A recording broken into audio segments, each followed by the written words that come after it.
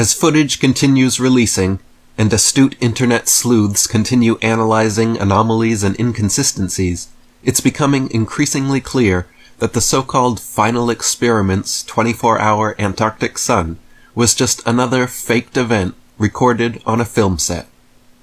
Unbeknownst to most, for the past few years, portable, panoramic, 360-degree LED studio setups now exist and are being used for Hollywood productions like The Mandalorian and many others. Amazon Volume, or Amazon Studio 15, for example, are state-of-the-art studios which take the standard of green or blue screen technology and completely blow it out of the water. With new 360-degree panoramic LED screen studios, the entire background and ceiling or sky are digitally created in Unreal Engine, then projected live in up to 16K resolution, so the actors on set can see, react, and interact with everything in real time. Amazon's sets comprise 3,000 seamlessly connected LED panels 80 feet in diameter and nearly 3 stories tall, enclosing 130,700 cubic feet of interactive space. Keeping all this in mind, let's review some footage from the Final Experiment. To begin with, watch the supposed sun circling around during their 24-hour time-lapse video, and pay close attention to its shape. Notice how the sun changes from circular to being smushed down horizontally, back to perfectly circular, then smushed across vertically, and then back again. This is not how the sun usually looks or behaves in person, or in genuine footage of the phenomenon from the Arctic. Now, pay attention to the changes in length and direction of McToon's shadow as he paces around the base camp. In the space of walking only a matter of feet, his shadow somehow completely changes direction and triples in length. Watch as his shadow stretches, contracts, and sharply changes angles within the space of just a few paces. This is not at all normal behavior of shadows being cast by sunlight, or of a man walking only a few steps. The following is a simple demonstration of how light and shadows work depending on the distance of the light source. In the first example, the light source is held close to the action figure as he moves along the table, and we see quite pronounced changes in the length and direction of his shadow. In the second example, the light source is held farther away from the action figure as he moves along the table, and we see much less change in the shadow length and direction.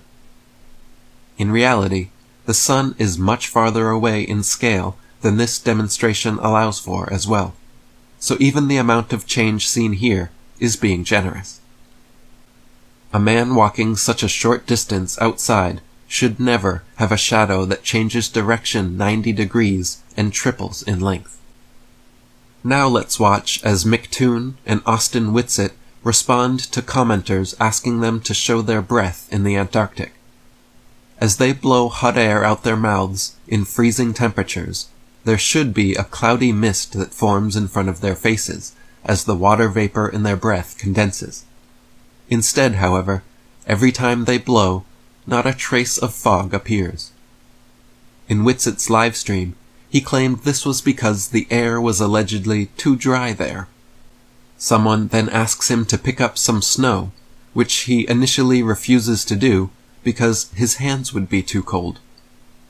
So he turns his camera off, walks into the shed to grab some gloves, then comes back in front of the camera and exhales 1.5 breaths, which now mysteriously do show vapor appearing in front of his face, only to abruptly stop again.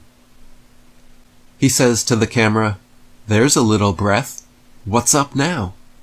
As if somehow proving the skeptics wrong, and claiming that he took a sip of water in the shed, which was supposed to account for it.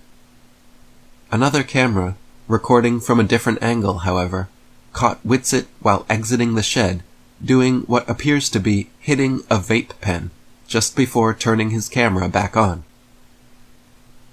For comparative purposes, Here is what someone's breath looks like during winter in Maine, USA. Every time you exhale, there is a visibly noticeable, cloudy fog that condenses from the difference in temperature between the hot air in your lungs and the cold air outside. So after exhaling his vape hit into the camera, rather than picking up some of the snow that was all around him, for some reason, Austin walks several feet away and picks up a bit of snow from over there, then walks it back to the camera and lets it fall to the ground. If snow is everywhere all around him, why did he have to walk way over there to get some? Anytime close-up footage of their feet was shown, their footprints always failed to make any impression in the snow. Here, he moves his left foot, and there is no impression, footprint, or displaced snow. Another thing apparent while watching the footage was the complete lack of wind or any precipitation whatsoever. Throughout the live stream footage, I don't recall a single instance of any wind or even a light breeze strong enough to affect their hair or microphones.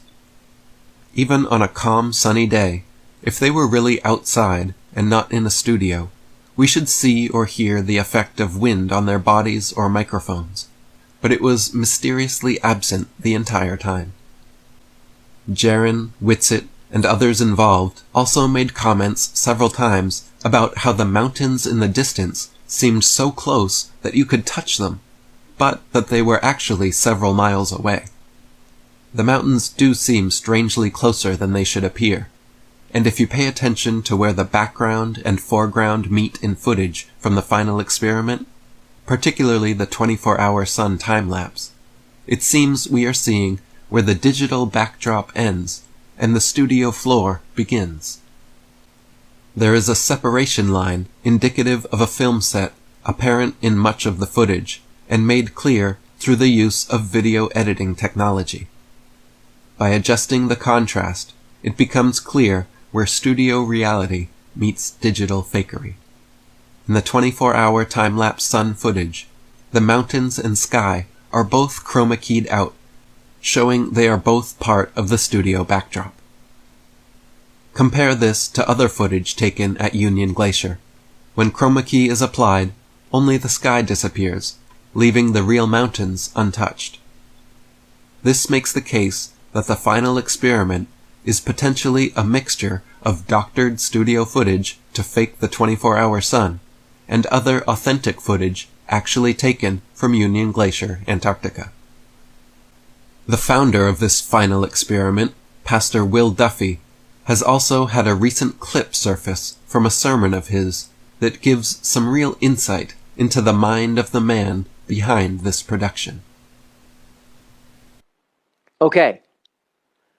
We finally get to my conclusion on the matter of lying and deception, and that is this. After carefully looking at both sides of the debate, and after taking a very deep dive into everything I could possibly find in Scripture regarding lying and deception, I have come to the conclusion that neither lying nor deception are inherently immoral.